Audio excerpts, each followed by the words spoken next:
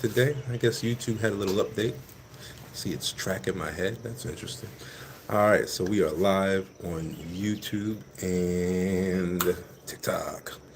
How is everybody this morning? You guys having fun? We are back in Kenya,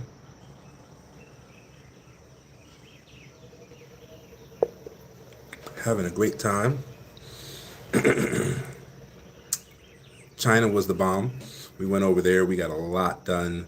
Renegotiated a bunch of contracts that were like 10 years old. So the pricing was off. And then we ended up getting a bunch of new folks in as well. So we ended up bringing in a bunch of new suppliers, upgrading our smart houses so that they're at the top of smart house tech. Really cool things from that side. So we're actually pretty excited to build the next smart house with the support of our new Chinese engineering team in China. And then they've already trained our ground team. So our ground team knows how to install everything, knows how to wire everything, some pretty cool stuff. As a matter of fact, let me grab something.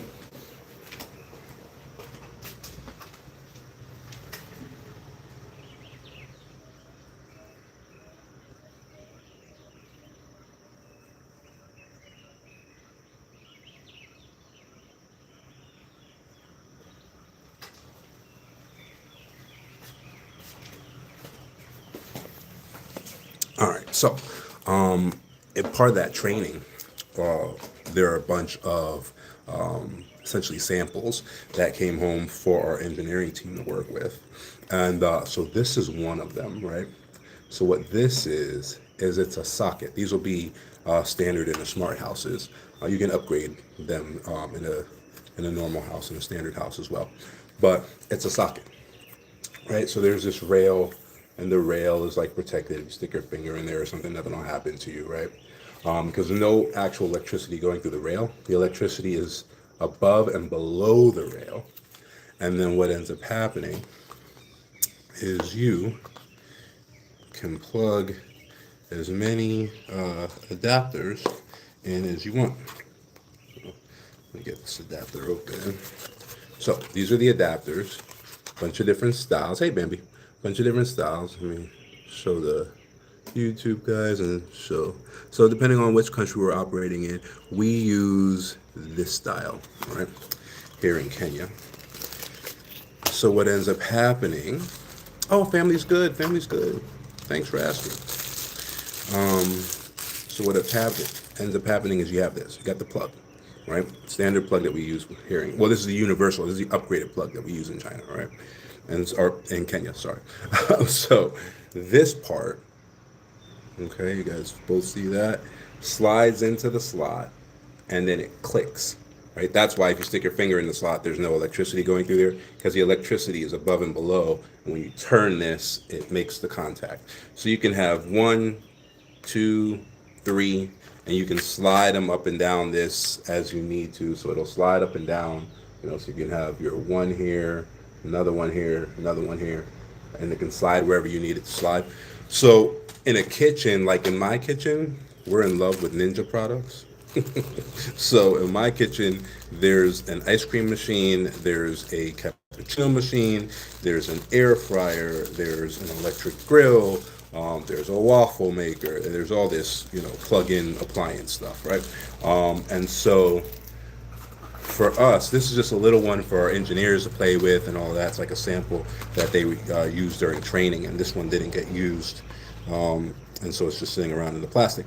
But we can make the entire like backsplash one long track, and we can separate them so that they're on different amps in your fuse box.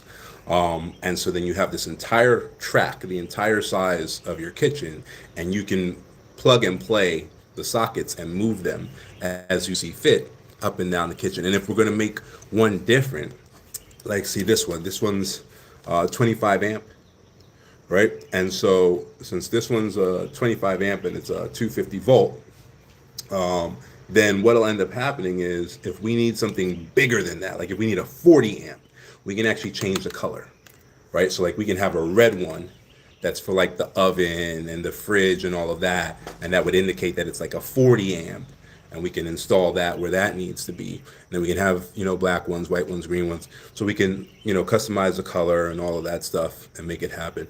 But that's the type of stuff that came out of, going back to China and renegotiating everything and getting some new suppliers. Things change. Technology gets better and better. So yeah, it's pretty cool, pretty slick. And then there's like a power shut off on it, which is a thing here. It's not a thing in America. I don't know about Canada, Bambi, but most of the sockets here have a power shut off. So I'm going to show you guys one at a time because I know I'm live with both of you guys here. So TikTok first. Here's one of my sockets on the outside. And so there's a power shut off, right? So that's just a standard kind of thing here. YouTube, I'll show you guys now as well. So here's one of my outdoor sockets. See how there's a power cutoff? So the power doesn't have to always be live at the socket. It's great for us because we got kids. Well, we have a son, so we don't, he's 18 months old, about to be 19 months old. So we don't want him sticking a fork in the socket and the socket to actually be live. So that's a cool feature. But on these track sockets, that feature is also there. So you can turn the socket on and off at will, which is pretty cool. You do have it there, Bambi? Okay. Yeah, in the United States, a socket's just on. We have some trip sockets where, like, if someone is being electrocuted, the fuse pops, and then you have to press a little red reset button. But for the most part, you stick something in a socket, it might be the last thing you do.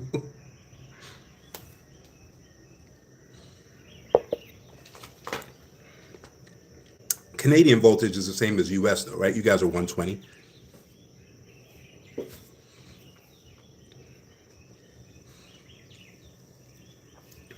That's actually a caveat that a lot of people don't talk about as far as like our American clients that come here. There are certain products that aren't on the market, right? Like you can get anything, but if you want a specific version of a thing, it might not exist here.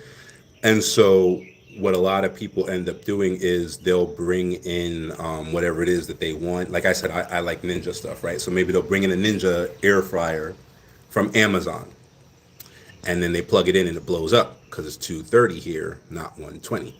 And even if they get one of the little plug things and adapters, a lot of these gadgets, Ninja included, have a way of detecting that you're using the gadget because the frequency that's carrying the voltage isn't the same. It's still the 230 frequency instead of the 120 frequency. You just have a step down transformer, stepping it down from 230 to 120, right? So it'll still give you an error code and eventually like kill your device. Now there are some devices that are immune, right? Like Xboxes. Xboxes are designed to be able to switch back and forth. Most computers are designed to be able to switch back and forth between the 230 and 120. And so any of your plug-in devices that have like that big box somewhere on the cord, or like a cord plugs into a big box and then plugs into your device, that's typically a regulator that controls that kind of thing. But when that's not present, you end up blowing up your device. So what needs to happen is your Amazon login works on all Amazons, right? So the UK has the same voltage as a lot of its former colonies, right? Kenya included. So if we need like a Ninja appliance, then we order it from Amazon UK, and then it comes with the right plug and the right voltage and all of that stuff, and then we're good to go.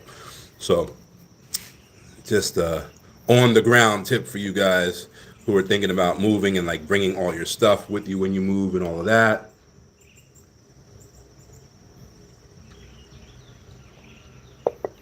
It'll only work if you're coming from a 230 amp, a 230 volt country.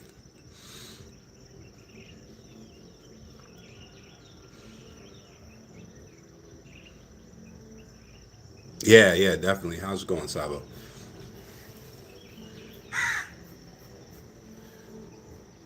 Yeah. Yeah, no, that well, so we only do Kenya right now. The reason why we only do Kenya is because, first of all, it passed all of our due diligence benchmarks. So there's that.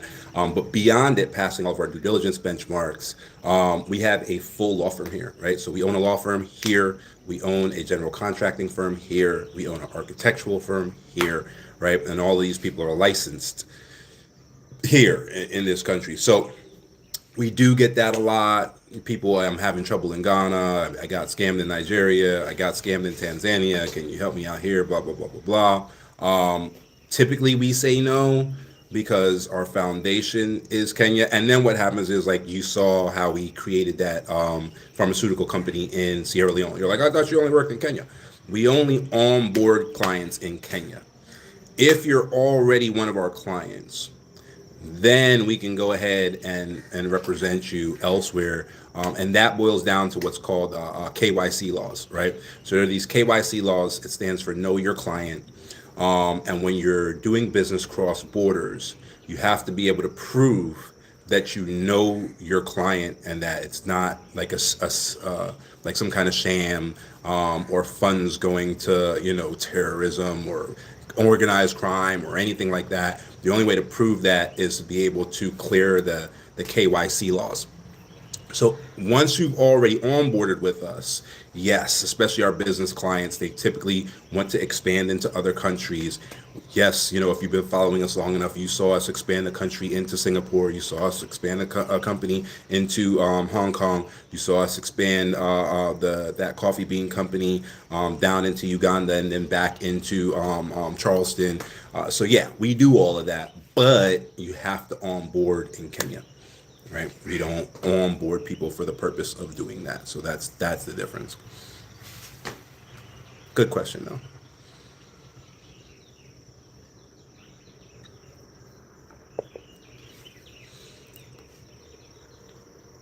China was great. China was great. It was a profitable trip.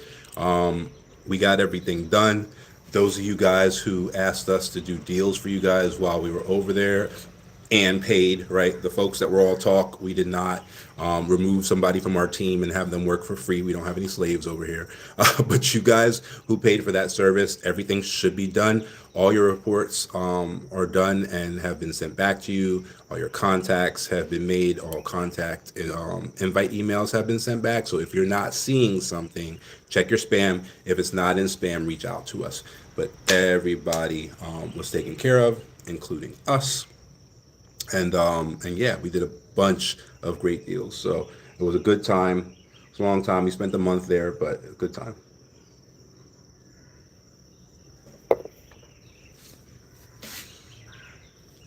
Price difference between the smart house and the standard house. It depends. It depends on which house. It's not like a set percentage, right? So it's not like, oh, it's 50% more, right? So it depends on which house that it is you're building. And so I would say about 40%. Most of our clients actually pick a house build that we already have, but 40% of the clients do sit down with our architect and make a completely new house. Right now, if it's minor modifications, that goes up to about 80%. A lot of people will pick a house design that we already have, and then they'll say, well, I want to modify the balcony, or I want to modify the kitchen, or I want to modify this or that. And they still sit down with our architect and get that done. But the overall frame is something that we've already invented and kind of done before. And that's where we have like set standard pricing, because we know what it costs to make that thing, right? But sometimes people want a brand new thing that they've created, and then of course we don't even have a cost for that until you've developed it with the architect. So we can typically give a range based on like bedrooms. Like we can say, okay, typically when we build a 4-bedroom house, it's $250,000 typically. You know what I mean? Typically when we build a 3-bedroom house, it's 210. And then when we build a 2-bedroom house, that's when we're getting into the neighborhood of like 180,000, 170,000. Like we can do that, but especially on a custom build, that might not hold. So a lot of our custom builders are going for like our top package, which starts at 450,000, right? Those are the people who want custom everything because they got the purse to do it. You know what I mean? Which is fine. But most folks are like, all right, I want a small house. So I want the 2 bedroom, like the digital nomad, 2-story, 2 bedroom house. On a 50 by 100, and so that's going to come in at like 180 standard. If you want to make that entire house a smart house, then 180 becomes 270, right? And then the whole thing is smart, right? And smart means smart. The smart houses are crazy. Go check out some of our videos from China, but the smart houses are nuts. Like you walk into the bathroom and you say, hello, toilet, and the toilet answers you. Right. Then you can like clean the toilet and then like tell it to change the temperature of the seat, and to tell it to clean you and then tell it to dry you. And like, it's nuts. Right. So smart houses they're smart houses. You'll be able to enter the door with fingerprint. You'll also have a NFC card. You also, with some of them, you can do iris. Some of them you can scan your iris and it'll, unlock the door and all that. Like smart houses are smart houses, right? So even with the smart houses, when you walk up the steps light up, like the steps themselves, not the light in the room. The steps light up as you walk up the steps. So smart houses they're slick. And so it just kind of depends, on what you're looking for. And so there's no set, add 50% in a smart house now. It depends on which house you're building. That's the thing. We're very custom. So because we're so custom and we customize, so much, those things become tough. But we also understand that you need to know what price range you're moving in, right? So that's why we have those standard builds. And then, people can pick from those standard builds and go from there. But we have our mini mansion build is a 4-bedroom mini mansion. It's 4,800 square feet. It sits on a 1/4 acre. It's fabulous, right? And so that's our top of the line, high end, already pre-made design, right? So that one typically comes in, if you're coming in, standard, it comes in at around 370, right? So, go look at examples. Like ask Google to show you pictures of a 4,000 square foot house, and then you'll get it. And this one's almost 5. So that's our top of the line, right? In the United States of America, that house, the minimum it would go for in a bad neighborhood is $900,000.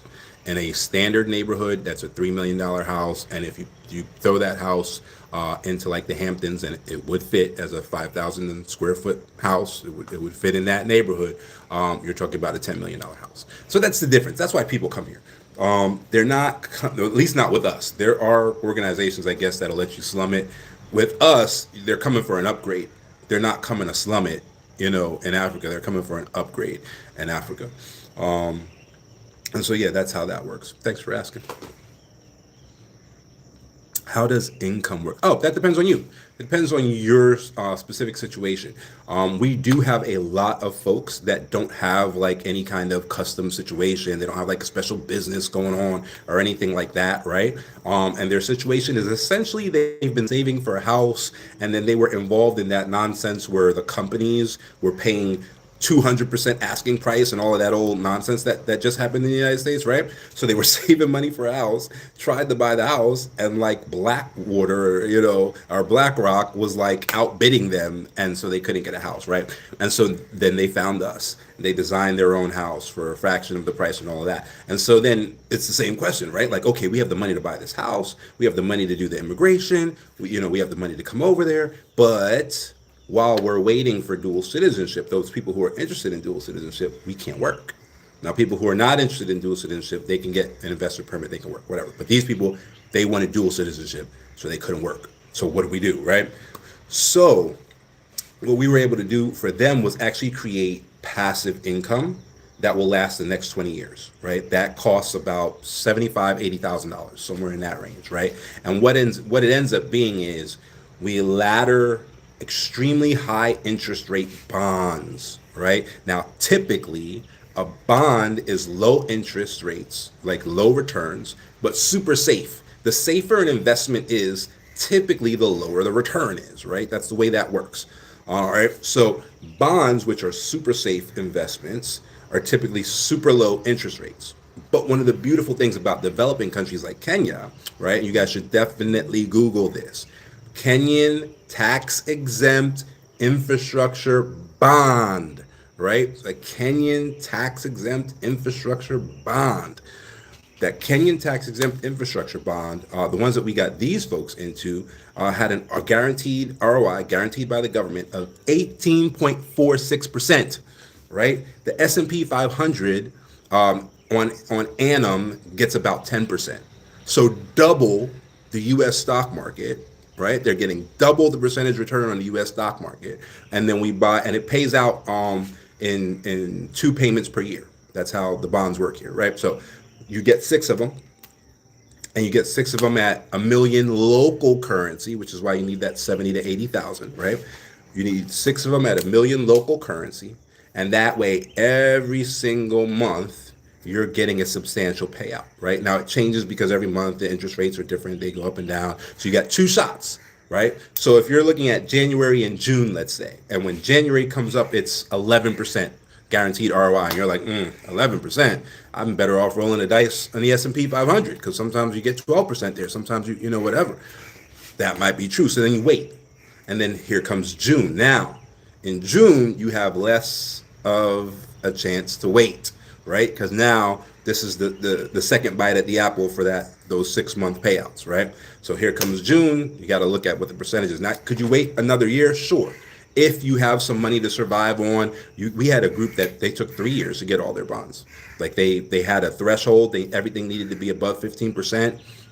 They had a threshold. It took them 3 years to get all that situated. So there's a little bit of variance there in their 20 years as well, right? Because some of them 20 years, only had 17 years left by the time they got the last 20-year one, right? So it depends on what that person needs to do. But those folks that do that, they get a check every month, sometimes tax-free if it's an infrastructure bond. If it's not an infrastructure bond, there's a withholding tax of 15%, I believe it is.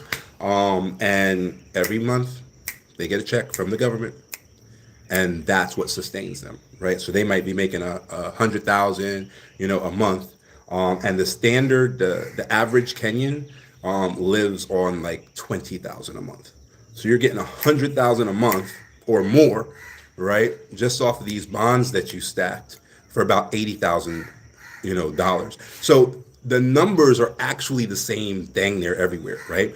In the United States, they'll say get to $1 million, and then you can start doing passive, income, right? It's the same thing. It's just, it's not true that it's $1 million. It's typically 1 million units of currency. So when you have the $80,000, you have more than the 6 million units of currency, and you put 1 million units of currency to work, right? And then you'll get that passive income, right? And it's a security. It's by definition one of the few true ways to actually have passive income. Rental property is not passive income, right? So securities, royalties, stocks, which are securities, those are passive, right? You could have, and typically when we say securities and then we say stocks, what we actually mean is public securities, right? Bonds, stock market stocks, REITs, those types of things. And then when we say stocks, we mean private, right? Because you can get corporate stocks and get dividends and right? So those are actual legitimate passive income. A lot of the other things that people call passive income are not passive. Real estate, absolutely not passive unless it's a REIT. And I love real estate. That's what I do. But it is absolutely not passive. You will work your ass off for the real estate money. It's good money, but it's not passive income, right? Even if you're just renting out Section 8, it is not passive. This is not true, right? You have inspections you got to do, yearly stuff that comes up. If there's a problem with the toilet, it's your fault. Even if you physically do not have to get out of bed and deal with it, it's creating liabilities, right? And that's the true part of the passive income definition for people who do deal with passive income that everybody overlooks. Oh, well, I'm making money while I'm sleeping and I'm not working. It must be passive. No, you have a liability. If someone falls down the steps on your property and breaks their leg, you will be sued, right? If you have stock in Nvidia and Nvidia commits embezzlement, you cannot be sued. That is passive income, right? Even if the place you have the stock for is a criminal organization and the CEO goes to jail and all that, nothing can happen to you. That is passive income. That's the way it really works, right? So if there's a chance that you can be sued, if there's a chance that you can get jammed up, on whatever is producing that investment, it's not passive. That's the easiest way for you to figure out what real passive is versus fake passive, right? So real estate is not passive unless it's a REIT, which is not actual real estate. It's owning a share, it's a stock. It's owning a share in a real estate fund, which is beautiful. Go ahead and do it. We love it. But that's the only passive form of, well, that and syndications are the only passive form of real estate. Real estate syndication is essentially a private REIT to a certain extent. That's really simplifying it. If you want to know more about that, maybe put some comments at the end of this and I'll do a whole live about it, or just look it up. But a syndication, the LPs that come in are all passive. By law, an LP cannot be an active earner by law because LPs are taxed differently than GPs. GPs are the people doing the active work. They're not getting passive income, and they're being taxed like self-employment tax and those types of things because they're working. LPs gave them the money to do the work. They get tax capital gains taxes, right? Which is way lower than income taxes. So what ends up happening is if you're an LP doing the work, you're actually committing tax fraud because you're being taxed at a much lower rate because you're supposed to be an LP, but you're out there doing the work, right? So that means that you're not paying your self-employment tax. You're not paying all those business owner taxes that you should have to pay because you're doing work, and you're masquerading as an LP, which is somebody who's just giving cash for passive income, right? So real estate syndication, passive income if you're an LP, not if you're the GP, right? And REITs, passive income. Those are the only ways to get passive income, real passive income from real estate, period. So to answer that question, the way that people fund themselves out here when they're not trying to work or they can't work because they don't have a work permit and they don't have like a business or dividends kicking them anything out is bond laddering. Once they got the bond ladder down, that like whets their appetite for like real investing, and they typically start diversifying. So then there's something called the Oak Special Fund. You guys go ahead and Google Oak Special Fund. We don't own it. I wish we did. So that has nothing to do with us, right? Oak Special Fund is currently returning 22% ROI, right? There's another one called Mansa X, right? Mansa X Fund. Go ahead and look that up. Right, Kenya Mansa X Fund, Kenya Oak Special Fund. Kenya Mansa X, I think, is doing 20% ROI, right? So a lot of our people, they got their safe ladder, right? They laddered those bonds. Now that's paying out every month for them, and they can, sustain themselves with that. And then they go to the riskier ones. And those are actually what they call capital preservation funds. So they're not actually rated as risky by any security commissions and authorities. But they're riskier because they're also diversified across different stocks and bonds and forex and crypto and all kinds of stuff, right?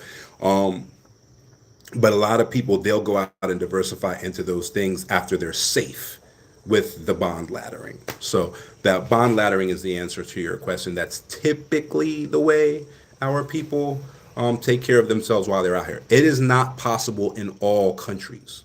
Because number one, not all countries have the great interest rates that Kenya does. So that's number one. And number two, not all countries allow individuals to buy government bonds. So in countries where an individual cannot have a central bank account and buy government bonds, this strategy will not work. But for our clients who want to be able to just not work and essentially retire immediately upon arrival, this strategy works for them. Good question.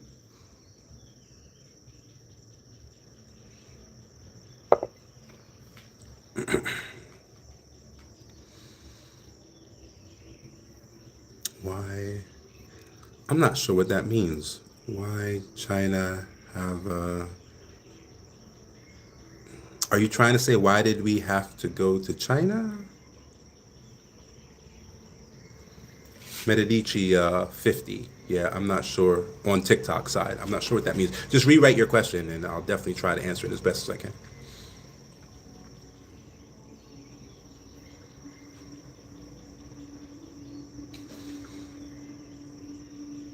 Why not source everything in Africa? Why did you have to go to? Okay, yeah, okay, because Africa has not yet become a serious manufacturing hub. We are praying for that to happen.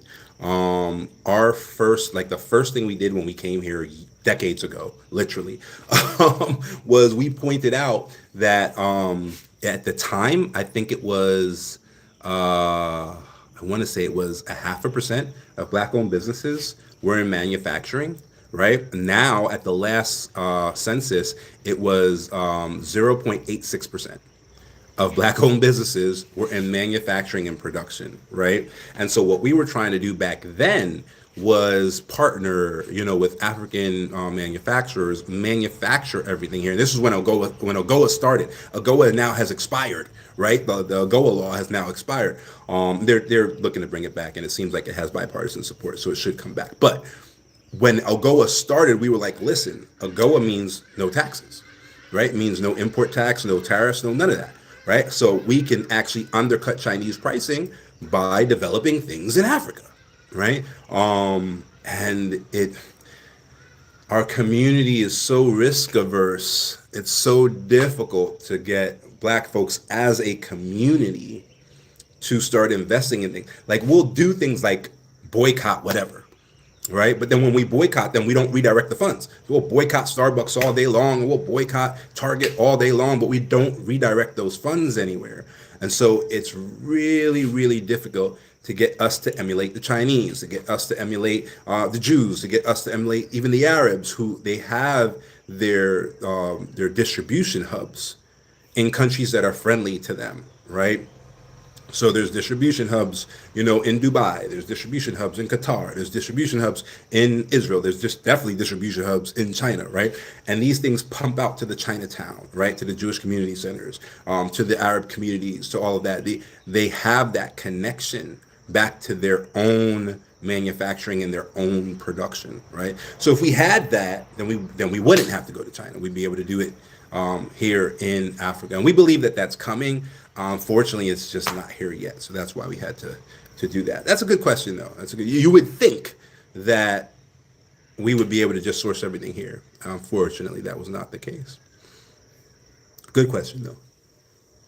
Okay, YouTube. What are the major differences between the smart house and the standard house? Okay, so the major differences between the smart house and the standard house is that almost everything in the smart house can be controlled either by voice or by app, right? So, and there's some communication kind of upgrades that happen as well, right? So with the smart house, we can integrate like an Alexa type of thing. And then that Alexa thing is actually on one account, right? It's on one like Amazon account. So what a lot of our clients from like the US or even the UK and Canada do is there's something called a dot, which is little tiny like Alexa speaker, right? Small. The Echo Dot is small, right? The Echo is actually bigger, right? And so they'll have an Echo in their house and they might have a Dot in all their bedrooms. But then for mom, who's back in Brooklyn or whatever, she has an Echo Dot in the kitchen or the living room. And you can actually say, hey, Alexa, drop in on mom's Echo Dot. And it'll actually ring and like open up that Echo Dot and you can like talk back and forth. There's one with a screen, a video screen, so you can be in contact with like family members, right? And so your thermostat, your power control system, smart houses come with solar, right? Standard houses have to upgrade to a solar control system. So smart houses come with solar. Appliances talk back to you, right? So you tell the toilet flush, and it flushes. You tell the toilet heat up the seat, toilet clean me, and it like washes you clean. Toilet dry me, and it dries you, right? So like there are all of these smart, implementations in the smart house versus the standard house. So you asked for what the biggest differences are. That the utilities talk back to you, right? You can monitor and typically operate all the utilities from an app or voice, right? So that means that you can even have like cold food like sitting, in an oven, go out to do whatever you're going to do. It's going to take you an hour to come back, and you decide to turn the oven on from the app and set it for an hour, and then it turns itself off, and then when you get home the food is ready, right? So like all of those, kind of smart adaptations would then apply to like your smart house upgrade. So that's the difference typically between the standard houses and the smart houses. And a lot of those features were not available until we went and did the renegotiations with our Chinese partners and got the newest smart, applications that we can now deploy in our builds. It's a good question.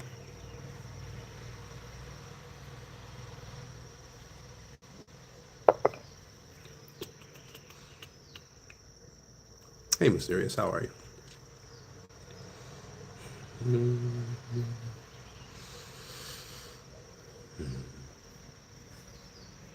What about the bugs? You know what? I don't feel like there are more bugs here than Philadelphia, and Philadelphia like has a winter. You know what I mean?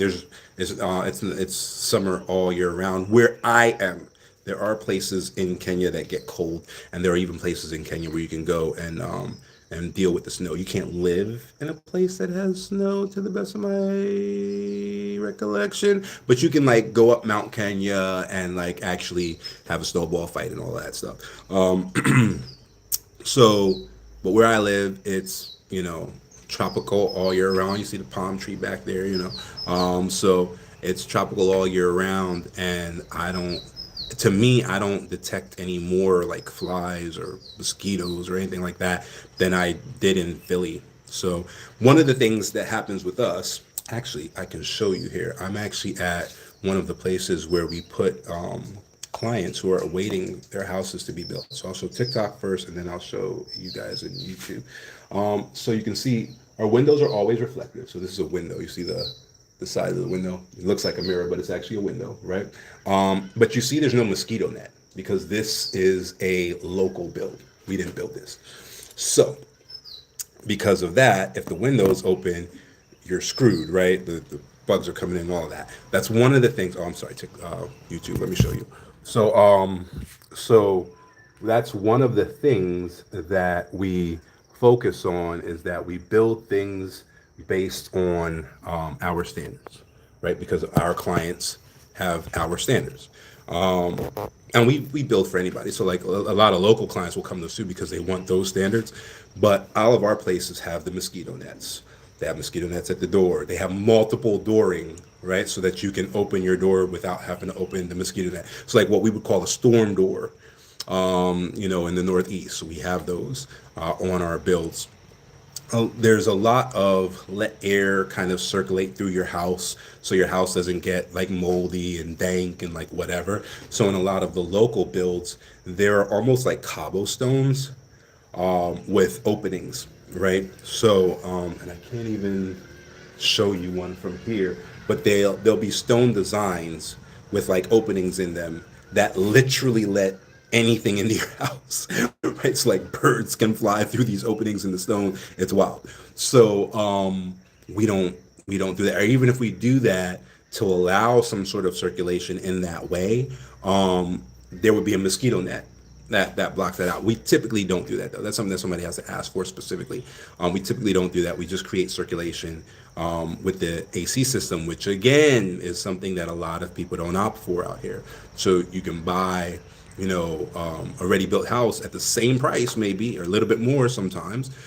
But you get in there, there's no AC, right? You get in there, there's no hot water, right? Which is another thing that we always make sure is there. The other thing is, and we get this from people who like buy locally all the time.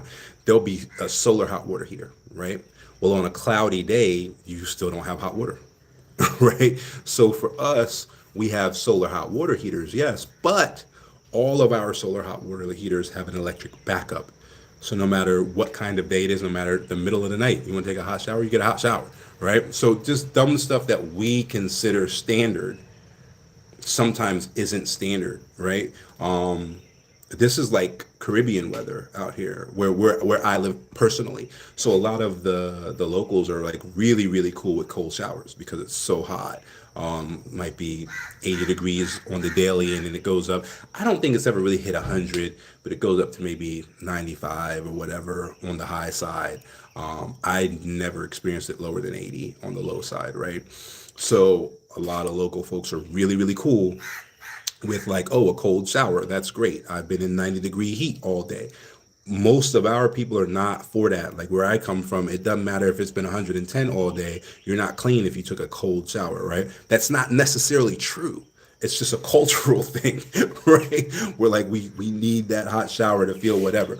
So it becomes a point of disappointment, right? For folks who are spending money and buying a brand new house, if they can't feel clean or they can't enjoy a hot shower when they want to, it becomes a point of disappointment. It becomes a point of buyer's regret. All right. So those are like the little things that are built into our construction that kind of set us apart, and that people get what they expect because we're building by those kind of Western standards that they're used to before they get here. Good question though.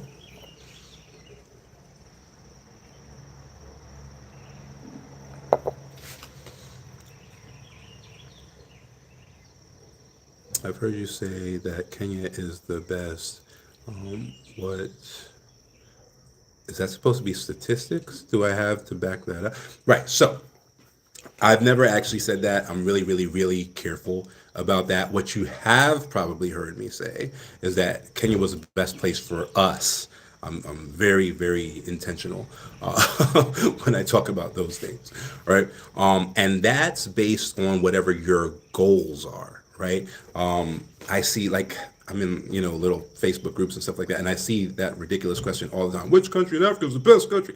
No one can tell you that unless you're willing to peel back the curtain and let somebody know what all of your goals are, what all of your criteria is, what you hope to get out of it, and then you can analyze the 54 countries, and figure out, okay, of these countries, which one supports my goals the best? Which one gives me the things I want the most, right? And not just allows them, right, but supports them, all right, and gives me incentives to complete them, right? Like certain countries give you an incentive to retire, right? If you retire, there's a financial incentive to doing that, right? So if that's your only goal, that country might be the country for you, right? So for us, it was about business, right? It was about business. It was about manufacturing. And so in that regard, Kenya by far was easily the best, right?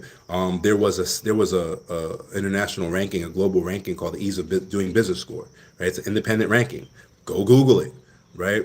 When it comes to continental Africa, Kenya, it was always in the top 5 and was number 1 multiple times, right? For ease of doing business. So you go somewhere that's on the bottom of the ease of doing business score, you try to open a company, good luck, right? And that's where you hear the horror stories about people like, oh, they want bribes, they want this, they want whatever.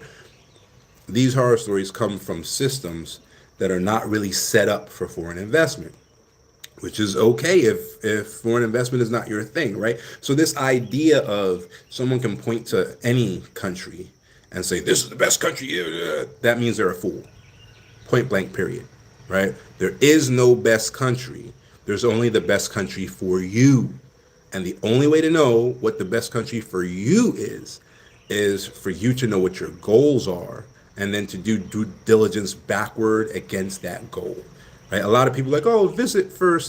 We don't actually even believe in that, right? If you got a job offer, at Google, and they were like, you got to move out to California to take this $500,000 a year job, you're not going to visit California first. You're going to get in the car and go to California and take care of your family, right? This is no different, right? So do what you do, but it's not a requirement. You know what I mean? Once you do the due diligence and you know what it's hitting for, you know what's available to you, you know what the incentives programs are, and it matches your goals, you can just go, right? Because that's what's important to you. Now, if like I don't know, you're one of these vibes people or something, and the vibes are the most important things to you, well then, yeah, go visit, figure out the vibes. Because if that's your goal, good luck, right? Because vibes change every generation, right? So, but if that's your goal, go do that. Fine. But if you're intentional and you got this thing figured out, then find a place that matches that and go with that. Do not go with vibes. You will screw yourself up badly. And because we have the law firm, we're uniquely positioned to see the failures, right? Because they come to us afterwards when they need to sue the scammer, or when they need, help with their immigration, and all of that stuff. They come to our law firm. And a lot of times, by the time they come to us, they're broke. And the sad part is we don't advertise as a law firm, right? So in order for them to even know our law firm exists, it means that they were following us and they were listening to us. And then they kind of chose to go do something on their own, typically thinking it was cheaper, got scammed, got messed up. Then they came back to us and there was nothing we can do. Like, I can't make my lawyers work for free. Like, I'm not a lawyer. I can't do the work for you, right? I happen to own a law firm, but we're looking at building a hospital too. I'm not a doctor. Just because I own a hospital doesn't, you know what I mean? Just mean I can heal you, right? So I'm not a slave master. I can't make these people work for free, right? And so unfortunately, people will go off and do their own thing and get scammed, and then they're broke, and then they'll run to me for help, and there's nothing I can do because I cannot make these people work for free. So, due diligence. Do your due diligence. Oh, you're welcome, Nessa. You're welcome. Definitely do your due diligence. How about religion? Is Kenya, is that supposed to be Islamic? Kenya, as far as religion is concerned, is super, super cool. That was one of the first things I experienced the very first time I came here. We were invited to a beach dinner, and we got there. They were like, "Oh, let's bless the food." And I don't subscribe to any particular religion, right? So I'm like, "All right, whatever." And so somebody did what I would consider to be a standard kind of Christian prayer. And so like I pulled my hands back, and they like held on to my hands. And then like a Jehovah Witness got up and had something to say. An Israelite got up and had like their prayer. A Jew got up and did whatever. A Muslim got up, and like everybody waited. Everybody waited for everybody at the table to like have their religious say. And then we ate.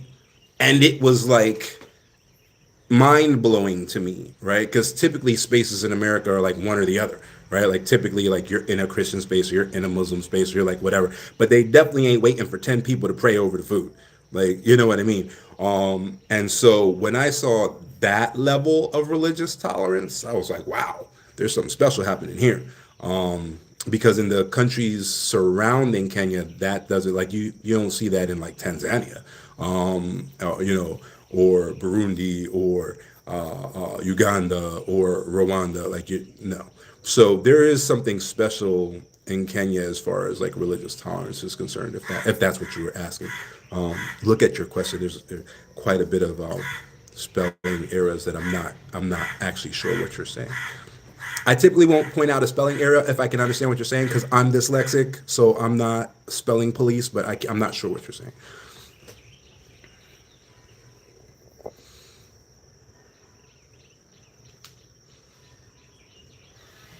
Jehovah Jesus 4.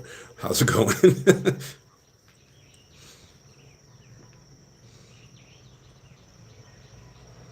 How long does it take to construct a house? Typically 9 months. Typically 9 months. I would say the majority of clients move when the construction is done if they're relocation clients. Now, we have clients that never come here, right? We have clients that are investors, and we build them Airbnbs, we manage those Airbnbs for them, and then they're good to go, right? Now, that kind of goes back to this idea of like do it yourself, right? We also have clients that we build their Airbnb. They go looking for like local like sweatshop essential like rates, right? And they find some property manager that'll do it for whatever, $100 a month, and they're like, oh, that's great, and then that property manager robs them blind. And then they run back to us. And then they want our lawyers to sue the property manager, and then they want us to but by the time that happens, not only like the property manager will put people in their property and not tell them and like rent it out and pocket all the money. The property manager will take things, right? So they'll show up, all the TVs are gone, the beds might be gone, all kinds of craziness. And there might or might not be a way to track them, right? There's a lot of folks that got fake IDs. Our law firm catches them all the time. They'll give a national ID card. We check it. People don't check them. Oh, we got the ID. Take a photocopy of the ID. Okay, move forward. No, we do a national search to make sure that the ID is real, right? And so, don't try to save yourself a penny overseas. If you're doing international business, just pay to do it right, and then you'll be okay. Then then you'll have everything that you expect. But these folks that are tapping into people they don't even know, and aren't doing the proper background checks, don't even know how to do the proper background checks, are really setting themselves up for failure. I've even seen people mess around and in what they thought was the property manager agreement, which you should be writing because they work for you. This person gave them a property manager agreement. It ended up being a subscription agreement. So what a subscription agreement is that you're agreeing to give so many shares of stock for whatever the triggering event is. So like this person was literally like getting like 10% of their company every year. So 5 years in, they owned half the company, right? So, and 1 year after that, now it's 60-40, right? So literally this person and the company owned the property. So by the time you got to 60, they now own the property, not just the company, right? Again, all based on some dumb stuff, thought that they were getting over, paying $1,000 a year for a property manager. And in truth, the property manager was getting over, or the so-called property manager was getting over and ended up taking the business from them. And by taking the business from them, taking the property from them. So yeah, you want to just make sure that the people you're working with, you can hold accountable. That's it, right? Our company is a U.S. company. We have all our contractors and we own certain, businesses out here. But we own them as shareholders, right? Which, is how you own companies, right? So we're held accountable under U.S. law. You can walk into any police station in the United States of America. It doesn't have to be one where our company is located. Walk into any police station, start a police report, have any lawyer sue us, in federal court, all of that applies here. These folks who do this nonsense and get scammed and engage with a local they don't know. There's nothing wrong with engaging in locals. We recommend that you do, right? You should give to the local economy. But putting someone in that kind of position that you don't know and that you cannot hold accountable because you haven't done the right due diligence and background checks and all of that stuff, right? Now you're in a situation where when it goes wrong, sure, you can still walk into your local police station, but they're going to laugh at you. Like, what do you want us to do about some Kenyan citizen who gave you a fake ID, who we can't even find anymore, who emptied your bank accounts, stole everything in your property, maybe even put themselves in a position where they could steal the actual property from under you? Now what, right? So most of these things, you hear like a horror story online, but the truth of the matter is they never talk about their lack of accountability and them trying to get over. And by trying to get over, they opened up themselves for nonsense. So don't do that, right? Do it right. If you can't afford to do it right, don't do it. Don't do it because you'll mess yourself up. Wait, save up, try again next year. If you cannot afford to do it right, don't do it. We see all the horror stories simply because we have that law firm and they come to us, for recovery. And we have a recovery team and, we're pretty good. But even that's like a 2-3 year process, right? We just recovered money for a property that was somebody got scammed out of 3 years ago. We told them not to do it. They literally told us, but the vibe, I got a good vibe, the vibes, I'm going to do it. Okay. Then they came back to us 6 months later. I think this might be a scam. Right? So then our lawyers got into it, and it's been in court until like last week. So he just got the judgment. It's been 2.5, 3 years. Not 3.5 years, actually. So 3.5 years out of your money, you know, just got the judgment for them to get their money back because of vibes. So try not to do that. Try to be serious about your business. Manifesting doesn't work out here, all right? So just try to do the right due diligence, please. I think I answered your question. Let me know if I didn't.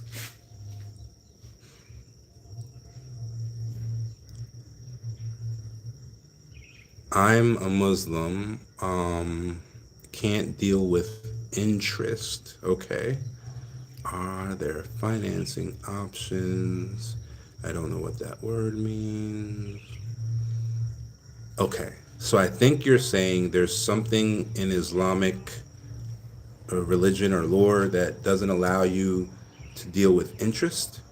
And so are there financing options for you?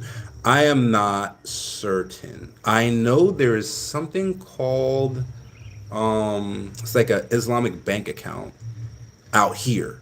So out here, so maybe that's why. When I looked at it, I was like, why do you need an Islamic bank account? Maybe that's why. So thank you for that. Maybe I learned something today. But there are Islamic bank accounts here, but most of our clients, if they can get a preferential rate in the U.S., we recommend that they get their yes, correct, Shaw banking. We recommend that they get their financing in the U.S. And here's why: the U.S. has safety nets, right? The U.S. allows you to try things. I know it's bleak right now, and we kind of feel like the U.S. is garbage, and I agree, right? That's why I left. But the U.S. does allow you to try things and then bounce back. Now, the bounce back typically hurts, right? We call it bankruptcy, right? So it typically hurts. But if you don't live there anymore, all of the pain of bankruptcy is literally removed from that situation because you're not living, there anymore. So the pain doesn't actually affect you anymore, right? So we've had a lot of folks, even folks that like had houses and would like take out, whether it was a HELOC or like whatever, they would take out funding against the houses and use that funding to do everything they had to do here. And then they would give it a legitimate, attempt to repay whatever financing they had to repay. Maybe it fell apart 6 months in, maybe it fell apart 12 months in, and they couldn't afford the payments anymore. And they would do, I think it was a Chapter 11, check with your legal people in the US, but they would do a bankruptcy that allows you to keep the house, right? So it restructures your payments and allows you to keep the house. So they would do this bankruptcy. By doing the bankruptcy, it would allow them to keep the house, right? And it would restructure the payments down to a very manageable position, right? But they live here, right? Now their U.S. credit score is wrecked, but that don't matter here, right? So what would end up happening is they would get really manageable payment, rates from the bankruptcy court, and it'd be manageable enough that they could rent out the house and make those payments. And so they would have a tenant pay off the bankruptcy, right? But they still have the house that they built here at the beach. They still got the car that they bought here. They still got, their solar system and their smart setup at the house and all of that. So that safety net typically is something that makes it really easy on our clients to take that leap because they're not going to lose anything, right?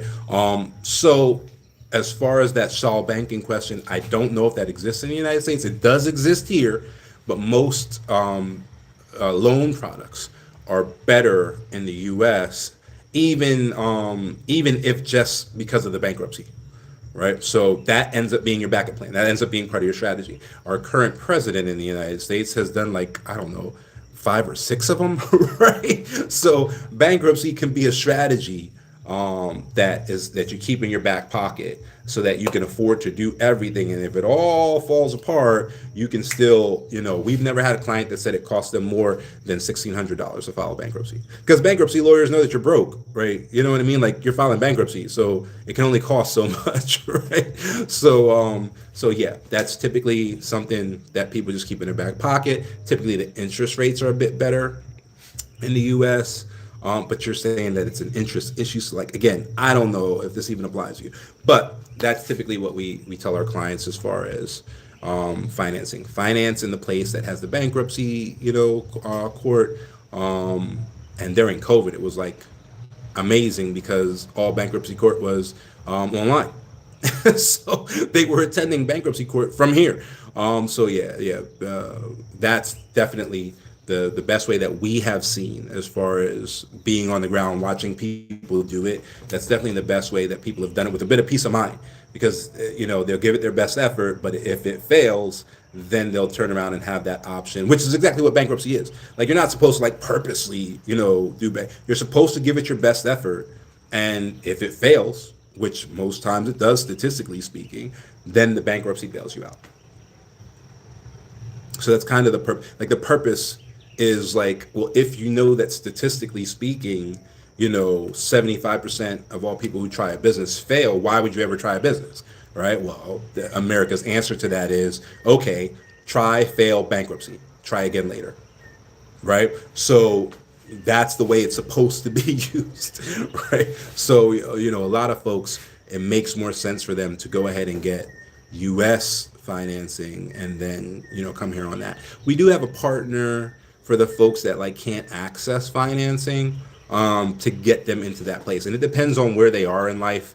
If they're in the worst possible place in life, it takes like 2 years to build up, a level where you're fundable. If you're not, like, if you just got a couple hiccups, we've had them fix people up in as quickly as 2 months. So it just kind of depends on where you are. But we do not own that company. That company is currently based out of Florida, but it's originally from New York, and I think they're going back to New York.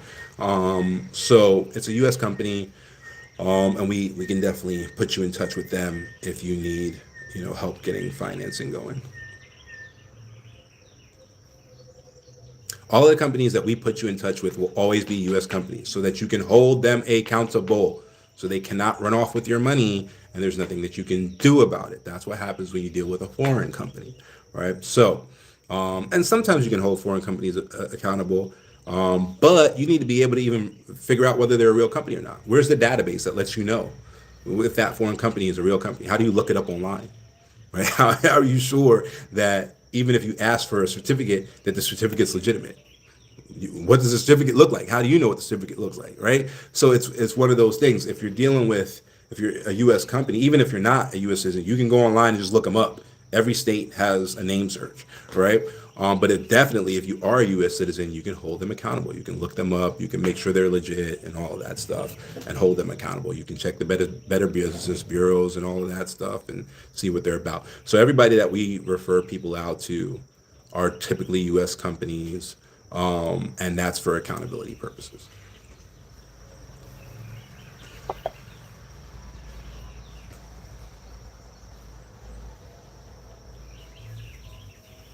I heard you talk about guaranteed generational wealth.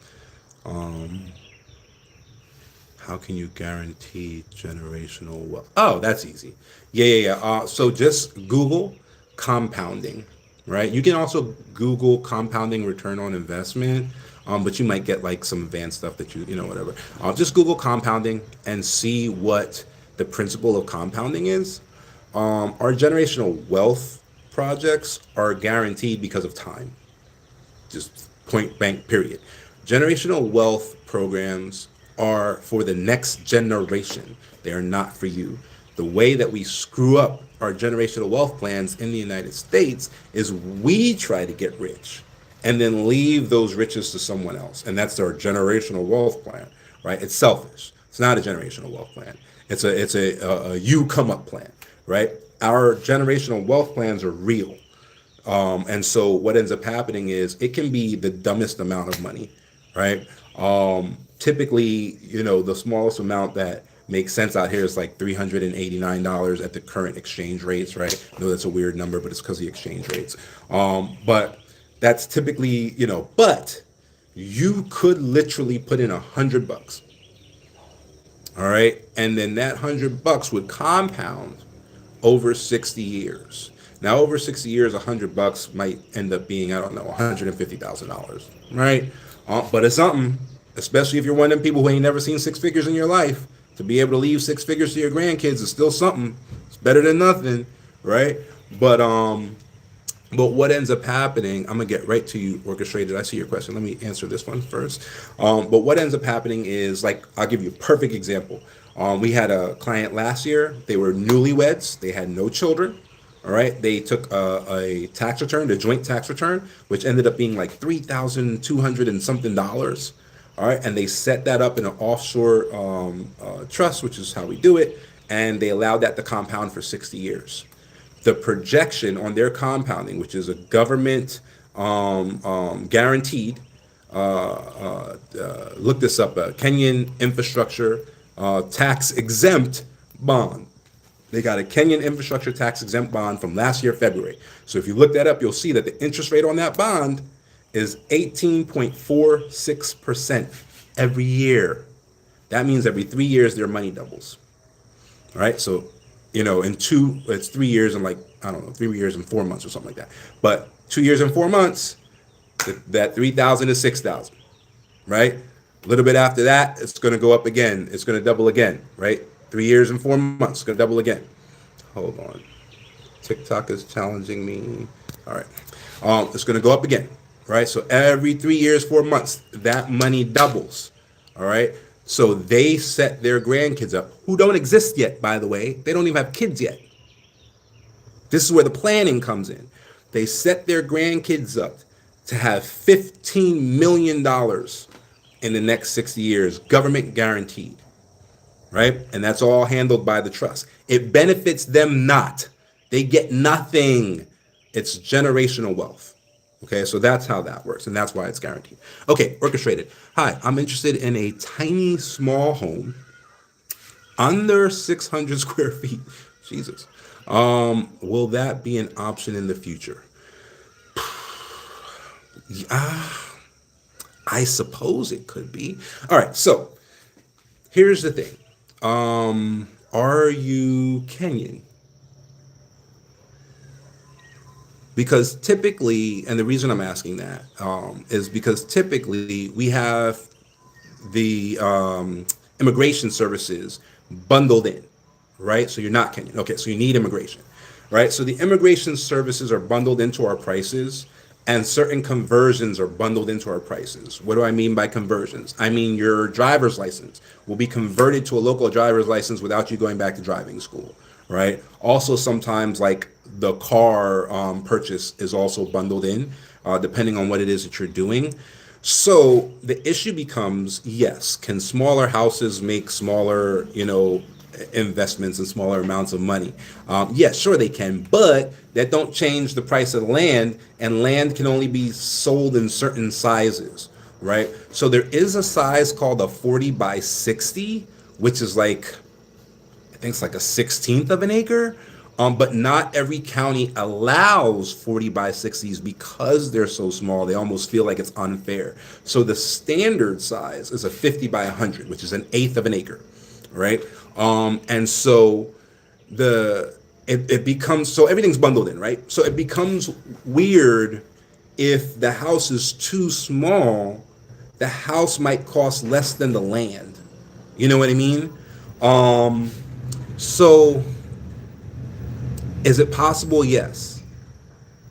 Is it necessarily worth your while? I don't know. Maybe not, maybe so. I guess we'd have to sit down and, like, really, really look at it. Our smallest house, what is it? I want to say maybe it's 1,800 square feet. It's also 2 stories. It's 2 bedrooms with an office or a library or whatever you want to use that for. You can make a bedroom on the downstairs as well, and switch that up or whatever. And you could fit 2 of those on a 50 by 100. So it gives you the chance to have, like, a good backyard. You can have a pool back there if you want, a good front yard or whatever on the smallest plot of land, and everything is kind of bundled into that. Now, there's no car involved in that one, but everything is kind of bundled into that at around 170. But what would end up happening is, if you wanted land that was close to hospitals, farmers markets, because most everything here is organic, and it's, even the grocery stores is what we would consider a farmers market, in at least in Pennsylvania, where I'm from. And that you have access to like decent roads and all of that, you're still going to pay like, I don't know, 30, 35 for the land. Now, normally that's bundled in, right? So you're not like, seeing that. Now, you could find land for, I don't know, $10,000, but you're going to be in the middle of the bush. You're not going to have access to good medicine. It's going to take you 2 hours to get to a good hospital. You're not going to have access to good water, good electric. You know what I mean? So it's one of those things. Earlier on, I was talking about how, you want to make sure that you do things in such a way that you're okay. You don't want to try to penny pinch to the point where like you're screwed, right? So in those regards, I would say like try to find yourself somewhere in the middle. Now, our architect can definitely design something tiny like that for you if that's really what you want. But then, if that's the case, you know how to make that make sense, and we would be willing to work with you on this. The way to make that make sense, since it's so small, and you could probably fit like 4 of those on a 50 by 100, get 3 other people. Get 3 other, even if they're 3 other retired veterans, get 3 other people involved, and then come in together, and then that would make a lot of financial sense, because we charge you as one person. That's essentially what we would do. We might have to do some additional kind of upcharges for the immigration, because those are government fees. We you know what I mean? Like, we can't create a coupon on a government fee. But for everything else, like, everybody would get their immigration done separately, and then beyond that, you guys would essentially pay for one house and one piece of land, and then that land would get cut up where all of you guys could have your tiny home. That might actually work out really well for the type of thing you're asking about. And we'd be willing to take a look at that and see how to make that work.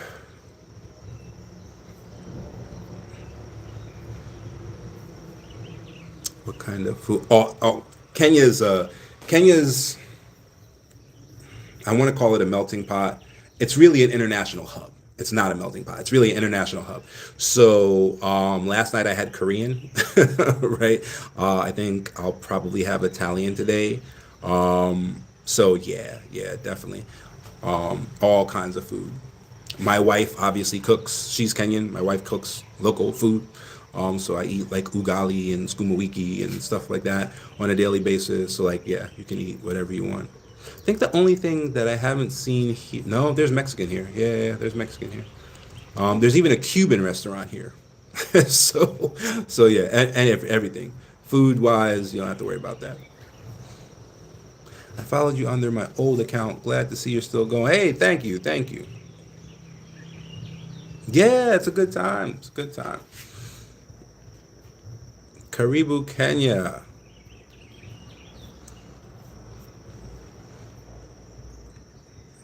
How do I know if Kenya is right for me?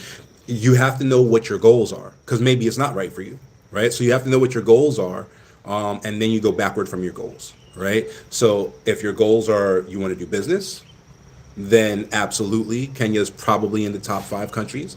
If your goals are you need really good medical, for Black people, Kenya is number 1 in medical. If you Google it, it'll say South Africa is number 1 in medical. But those hospitals that are like number 1 in South Africa aren't always accessible to Black people.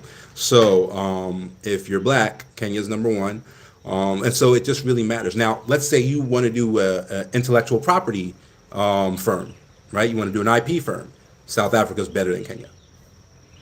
South Africa has better IP laws than Kenya does. So if you want to do an IP firm, South Africa is better than Kenya. So just because I'm here, just because my firm is here, doesn't mean that I'm going to tell you all the time that Kenya is the greatest. Kenya is the greatest for people like me. Kenya is the greatest for business-minded people. Kenya is really good for people who want to maintain or upgrade their lifestyle. Yes, the singer Khalees relocated to Kenya because she can maintain her lifestyle, and she has like a millionaire lifestyle, right? And she had recently said something about like, oh, you're going to spend just as much or more, and you come to Kenya, and then of course, even her business partner was like, wait a minute, that's not true. She has a millionaire lifestyle, so to maintain her millionaire lifestyle, because there's not so many American millionaires here. Yes, she's, whatever, pay what she's paying, right? But in a typical lifestyles, you're not going to pay more. You're going to pay less to maintain the lifestyle that you've had in the United States. So yeah, for those people, yeah, this is definitely the place. Even for retired veterans who are service disability connected, you can get reimbursed in Kenya, right? There are service connected medical organizations here, hospitals here that reimburse from your service connected disability benefits here, and one of our partners handles that entire thing. They handle, all the paperwork and all that to make sure that you get those reimbursements. So, if you're a vet and you're service connected disability, I think, then yes, you can absolutely come here, use the medical system, and be fine. Spent 5 months in TZ a few years back as a solo traveler and loved it. Kenya is next for longer term. Yeah, so TZ is really weird, right? And so our problem with TZ recently is, number one, they banned foreigners from being able to do certain businesses, and one of them is like SME, like small and medium enterprise, right? So foreigners can't do small business. So essentially, you're saying it has to be Hilton. It can't be an individual Airbnb. You know what I mean? So that became a problem. And then they don't have what's it called? They don't have dual citizenship.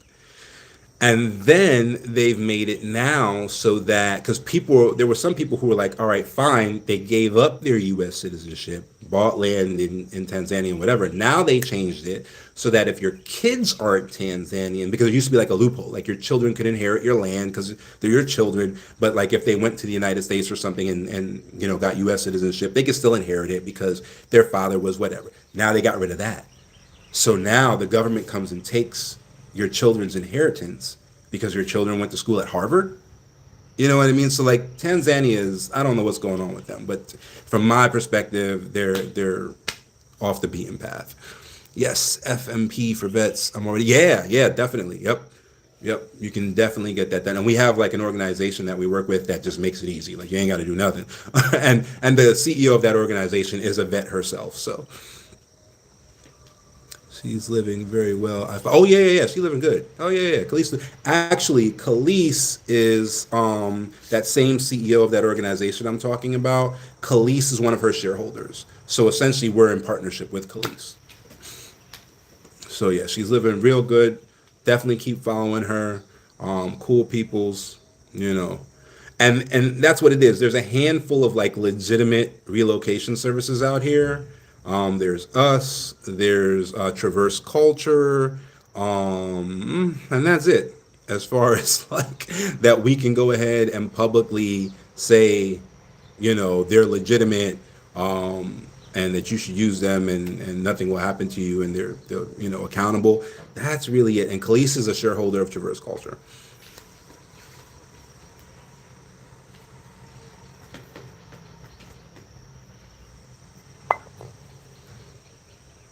Yeah. Yep, Kia. Yeah. Good person. Yep. All right.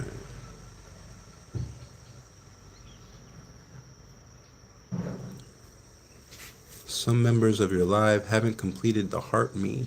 I don't know what that is, TikTokers, but if you know what the heart me is, TikTok is saying that you should complete the heart me. When you see me leaning in and reading, I know you YouTubers like, what is he leaning in for? When you see me leaning in, TikTok keeps sending me messages like, tell your people to do this, tell your people to do that. So TikTok is way more active than YouTube is in kind of guiding me through this live process here.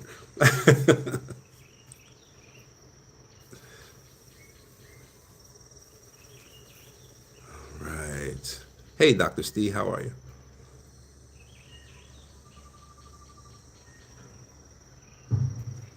Oh, okay. All right. So yes, yeah. Oh, sorry. Let me read the question.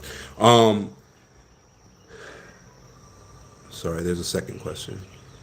So why is the offshore trust necessary? Okay, gotcha. All right. So what they were asking is, when we do our generational wealth, couldn't you just do that in the United States? The answer is yes. And then their follow-up question is, so why is the offshore trust? I think they ran out of characters. Why is the offshore trust necessary? Okay, fine.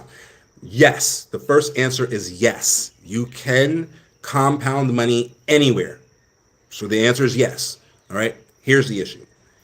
The money you compound without the security of the offshore trust is at risk. So if you get into a car accident, right? Somebody breaks in front of you, you rear end them. You don't have a dash cam, ain't nobody else around to be no witness.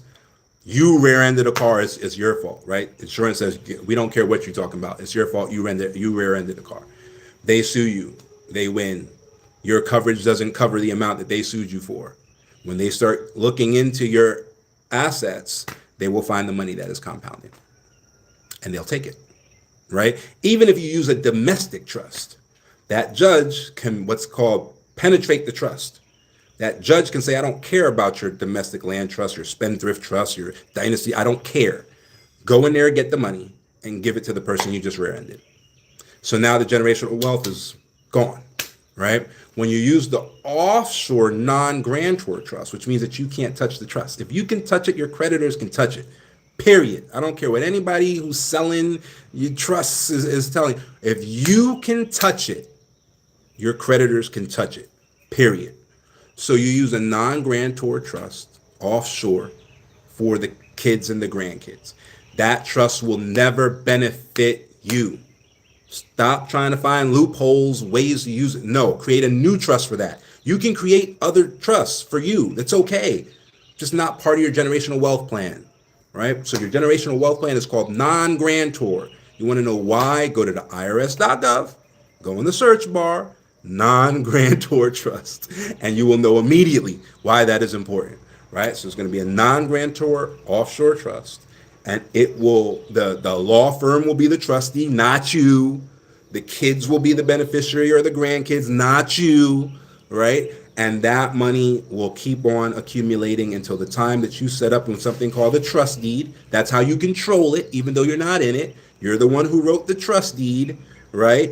And that trust deed governs everything that can happen. Now you get in the accident and they don't even see the trust because it's legitimately, it's not some game or some loophole you're trying to play. It's legitimately not yours. It legitimately has nothing to do with you. You don't make payments into it every month. It was a once and done thing. You put one payment into it, you let it compound. Period. That's it. So it's legitimately not your money. You legitimately have no control over it. No one can take it from you. Right? So that's why we use the offshore trust. But yes, to answer your question, if you didn't want that level of protection, you could literally do it in your own bank. You go into the bank and buy a CD and let the CD compound if you want. You can use stock market, you can whatever, and make your kids the beneficiaries of that account. You could do that. It's just not protected. So if anybody sues you, if you lose a lawsuit, you can get sued for a mailman that slips on your front porch when it snows, because there's some ordinance that says you got to have that front porch salted within 72 hours. What if you're in Jamaica and you didn't know the snow was coming? You went there for your birthday, the snow came, somebody slipped on your front porch. There's no allowance in the law for you being in Jamaica. You're guilty. Now you just lost that lawsuit. And if it's more than your homeowner's insurance, they're going to start looking for your assets, right? So it's not like, oh, well, I never do anything wrong, so I don't need to protect it has nothing to do with you doing anything wrong, right? America's a litigious country, and there are all kind of ways for you to open yourself up to litigation. So that's why we use the offshore trust. So it cannot be touched by anyone. And we've been doing this long enough that we've seen some unintended protections, right? So one of our oldest offshore trust generational wealth clients had their whole thing set up for their kids, and their kids were, I think, already, I want to say 12, right? And this was 12 years ago. So now we're talking about a kid who's 24, right? Not a kid anymore, right? But he got married young. And so the way that their trust works is the trust owned the company. The kids were guaranteed jobs at the company at the age of 16. They got paid minimum wage, and they always got paid minimum wage. The company owns some real estate. That's a corporate benefit that they're allowed to live in that real estate as long as they're working for the company. The company owns some cars. That's another corporate benefit that they're allowed to drive these cars as long as they work for the company. And so this kid from the age of 16 has been making minimum wage. Everything else was provided for him, right? He has a really nice lifestyle. right? Lives in New Jersey, South New Jersey, Blackwood to be specific. And so he lives in Blackwood, New Jersey, got married at 19, right? At 20, by 20, person he married had the baby for him. By 21, divorce.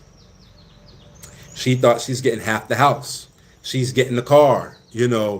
She's getting all this money. He has all this stuff.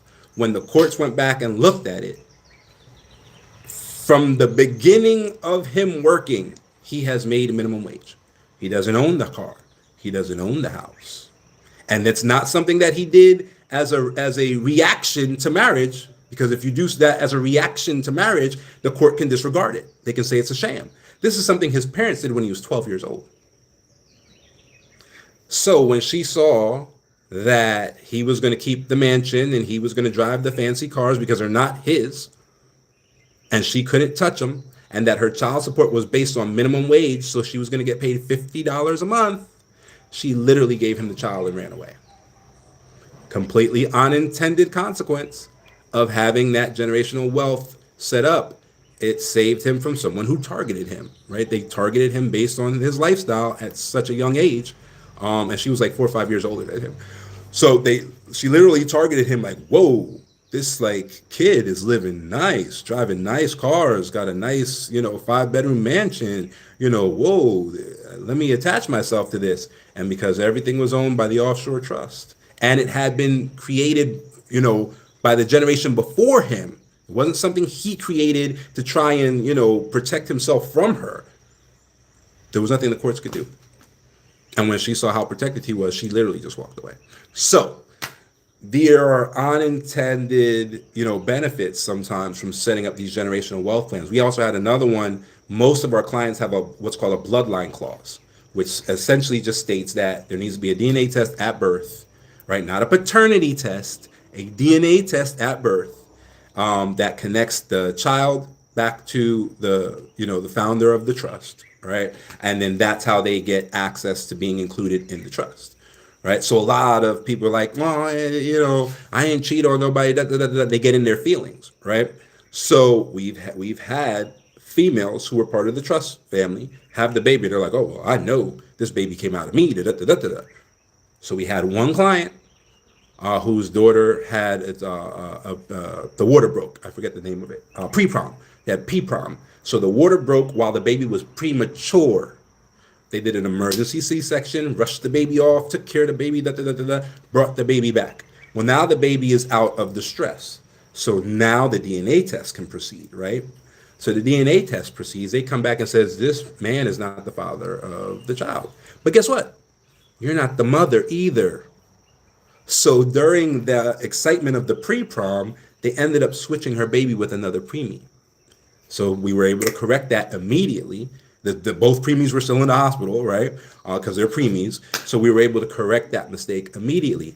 Unintended benefit of having the trust set up and having those rules. So it wasn't just about cheating women, right? It's about keeping the bloodline straight, right? And because a lot of the women in that family, there was more daughters. I think there might have been one son. So a lot of them were like, we're not cheating. We don't need no DNA test. Everybody got quiet after that. And the DNA tests happened, and that's the end of that. Nobody questions it anymore. So you got to get out of your emotions and a lot of this stuff and build the right family legacies that protect future generations forever, even from themselves. And that's how you build a real dynasty. So that's how that works. Hopefully I answered your question.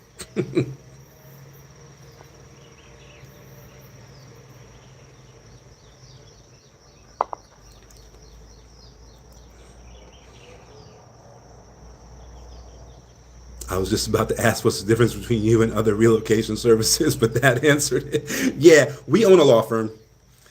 And because we own a law firm, we have a trust division that does trust funds and international trust funds.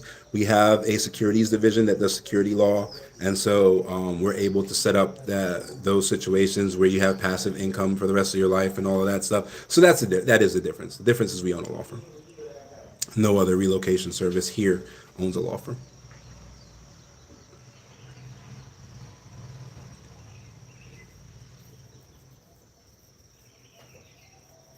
Do you know Kia from? Yes, and Kia is legitimate, 100% legitimate. Yeah. Do you work in Uganda? Okay, so there's this thing called KYC, right? I know we had covered this earlier, but there's this thing called KYC. It's an international standard. It stands for Know Your Customer or Know Your Client. And because our lawyers are licensed in Kenya, we have to onboard everyone in Kenya. And then after that onboarding, then we meet the KYC requirements to represent them worldwide, right? So for us to represent you in Uganda, they're going to say, how do you know this client? How do you know that they're not an organized crime syndicate? How do you know that they're not, a terrorist organization? All of that stuff, right? That's what know your client is supposed to prevent. And so we can't represent people in countries where we don't own a law firm until we onboard them in Kenya. So if you're looking to do something in Kenya and then you want to expand to Uganda, then yes, we would be able to represent you in both places. But all of our clients have to onboard in Kenya. Now, that doesn't mean they physically need to be here, but we have to onboard them through a Kenyan process, and then do work for them, because in the work is the due diligence.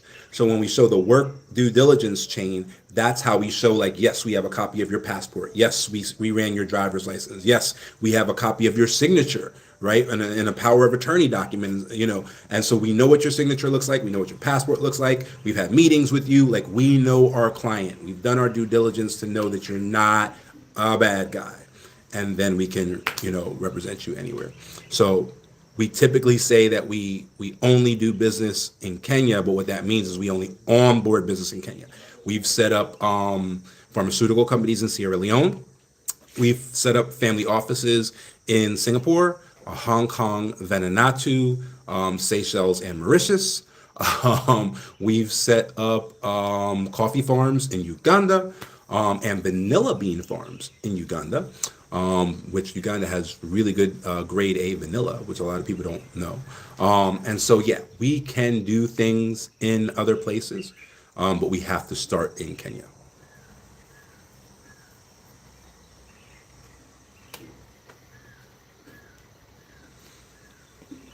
Sorry, I got coffee on my lips.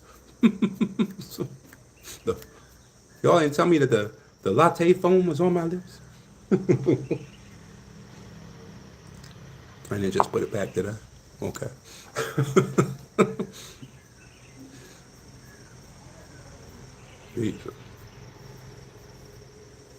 All right, hopefully I answered that question.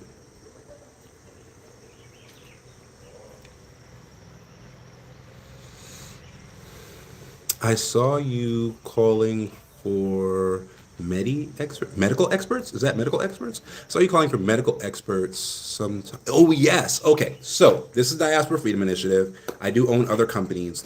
One of my other companies is definitely focused on creating an international maternity-focused hospital, because we definitely want to solve the problem of Black women being unalived. For you YouTube people, I can't say the other word here for the TikTok people, being unalived at a rate that's 3 times more than other women in the United States, and it's actually more than that in the UK. So yes, I'm not going to talk about that too deep here because it's a different company and I don't want to cross that line. But yes, you probably have seen me talking about that in the past. Thanks for sharing. What's the best way to reach you? WhatsApp. Yeah. So the business information is this? Yeah, that's TikTok. So the business information is in our. This is a business account, so we're allowed to put the business information in our profile. So you would be able to click on that and get our phone number. You can WhatsApp that phone number, and then you can do. We still have discovery meetings. We're considering getting rid of them, but we still have them, which is a free kind of 15-minute meeting to see whether or not we align. So you could definitely jump into one of those as well while they're available. And those are the best 2 ways to get in contact with us. If you WhatsApp us, there's you could get our answering service. So just be kind of aware that if they tell you that they can't answer something for some reason, it's probably because they're part of the answering service and they just don't know. They're just there for when we're closed to make sure that somebody essentially answers the phone. If you call, they won't answer. They will only text back and forth. But you can definitely reach out to the WhatsApp. If you ask for me, they will filter, they'll like flag it, and then I can see it in my business WhatsApp portal as well. So if you ask for me, you have something specific that you need to ask me, you can just ask them, to flag it, and I'll get back to you. If it's super specific about your situation, that will require a consultation, though. I can't give advice if you're not onboarded. Specific advice. I can give you general advice all day long, but not specific.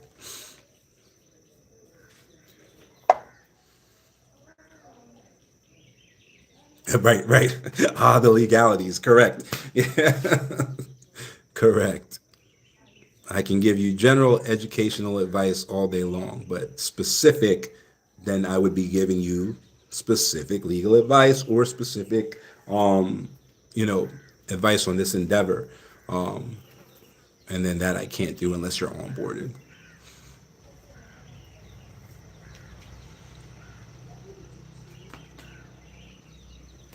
Yeah, for sure. No problem.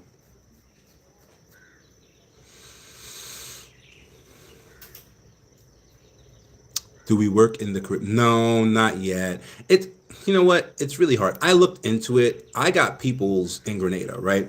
So I really, really looked into like being able to do something with Grenada specifically. Islands are tough, man, because they import everything.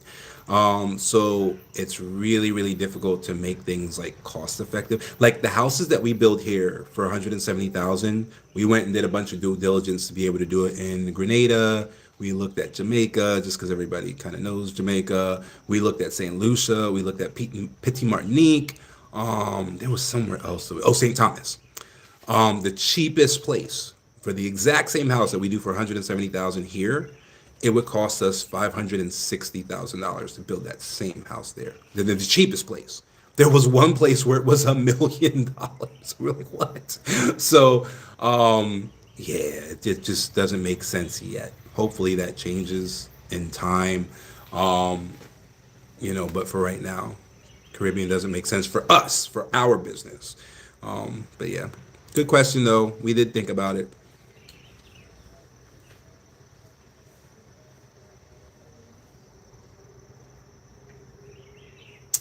Does it have to be residential? Sandbox YouTube. So no. A lot of our clients are not residential. So we have a client that we just finished a duplex for, and she's an investor permit holder. We process her investor permit, and she just does Airbnb. She doesn't live in Kenya. She's never going to live in Kenya. She just purchased the Airbnb. We constructed it for her, and that's it. So no, it doesn't have to be residential at all.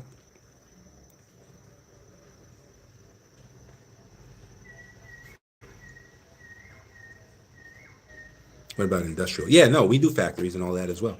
We prefer it. Like we look forward to the day when there's manufacturing and production coming out of Kenya that we can tap into in a Chinatown type of way in the United States, or a little Havana type of way, or a little Tijuana type of way, right? All the ethnic groups in the United States have figured this out, that if you have your manufacturing and production in your region of origin, then you can break through some of the political glass ceilings that exist in the United States. We're the only ones that haven't done it, right? And the same thing happened to everybody, because the big excuse is typically like, oh, well, when we do it, they burn it down. That happened to everybody. We just don't read their history, right? If you go and you look at the history of Chinatowns, the same people who burnt down Black Wall Street burnt down Chinatown in LA. There isn't even a Chinatown in LA right now. There's Koreatown and all of that, but Chinatown's in San Francisco, right? They burnt it down 7 times. Why? Because they tried to do it at first the same way we try to do it. They just made a Chinese business district. It wasn't connected to China at first. It was just a place where a bunch of Chinese were trying to do business, the same way we got these places where a bunch of black folks try to do business. That doesn't work. You have to connect it to a foreign GDP to get that benefit where you can't be touched anymore, right? And even little Havana, Cuba ain't nothing. It's not like you said, well, China's so strong and powerful. Number one, they weren't strong and powerful when they built the Chinatowns.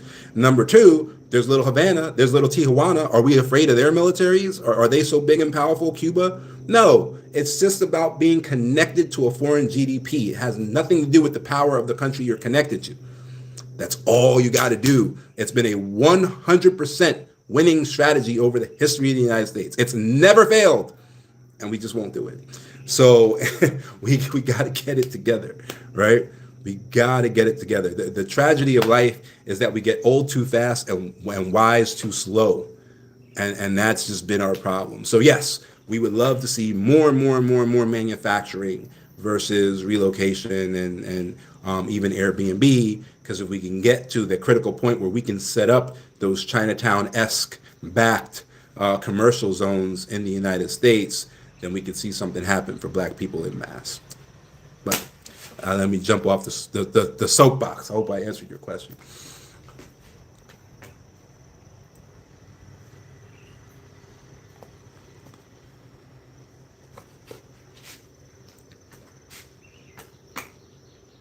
No, you know what's funny? So the question for you guys on the other side who couldn't see it. So the question was, do we only like do business with Black folks? First of all, we're an American company. We can't discriminate. So that's out, period. But we have a referral program, right? Our referral people make 6%, right? So typically on our average house, the person who referred them to us will make about $13,400. We had this kid who was going to school at Harvard, Asian kid, and he joined our referral program. We miss him. Homeboy made $140,000 a year off of our referral program. Paid his whole way through Harvard Medical on that program, and then now he's I want to say he's either a periodontist or a maxillofacial surgeon or something, with the mouth. And he's making $500,000 a year. He doesn't need to be an affiliate anymore. But he also referred nothing but Chinese folks, and they were great. They knew what they wanted. They came in, they paid in advance. They're outstanding. So we miss him as a company. But yeah, no, we work with anybody, but we do not accept just any client, right? So if we're working with you and you got a colonizer mindset, you're trying to take advantage of the local people, you're trying to do that type of stuff, we will simply say no to you. We're really, really blessed in the sense that we did really good business for years, and we have that whole passive income part of our business. We'd be stupid if we didn't take advantage of that ourselves. We have the whole offshore trust part of our business. We'd be stupid if we didn't take advantage of that ourselves. So we're now in a position where if we never sell another thing, if we never have another client, we're completely set for life. And that has allowed us to be selective about who we do business with. And we say no to people because we want to do good business, and that's just the end of that. So yes, we will accept anybody. There's no discrimination based on race, but if we feel like you have bad intentions, and sometimes those bad intentions come from a good place, right? We've learned things over the years. So if you have good intentions and we know they're not going to work out well, and we let you know that, and you're not receptive to that, then we're not going to take you on as well. I'll give you a great example of that. We started a business in a place called Kisii. It's one of the regions in Kenya. And it was very early on when we got here, and we were very let's get this thing happening. And so we paid everybody what they would be paid in America. So not like minimum wage in America, I don't know, $11 an hour 15 years ago, right? And so there's this story of the richest man who ever lived named Mansa Musa. And on his pilgrimage to Mecca, he stopped in Egypt and threw gold to all the people. And by doing that, he destroyed the Egyptian economy for at least 3 years, right? So he harmed the people of Egypt for at least 3 years. And then they recovered slowly. But even in their recovery, there were opportunists, from Arab nations who came in and essentially took over Egypt. He destroyed Egypt with good intentions. He literally tried to give them riches and had all the greatest intentions in the world and destroyed them, right? We did the same thing. By overpaying everybody like that, we almost destroyed that region of Kisii. Luckily, our CPAs and our lawyers and all that stopped us. Like, wait a minute, this is having an adverse effect, not intentionally, an unintended adverse effect, but it's having an adverse effect. And so we were able to like pull back and fix the situation before it got really, really bad. But we almost made it so that like local people couldn't afford, their own locality anymore, right? And so we've experienced that over being here longer than a decade. We've experienced like all these great, great intentions. Oh, I'm going to help everybody, da, da, da, da, da, and what it actually does, right? So if someone's going to come in and they're going to just repeat old mistakes that we've already seen, happen, that there's even a historical record. I never understood the Mansa Musa thing until we actually did it. So if that's happening and they're too hard-headed to like connect with that, then we just won't deal with them. They'll just have to go make their own mistakes, but we're not going to be part of it. So we are blessed to be in a position where we don't have to accept all business. Good question though, happy you asked it.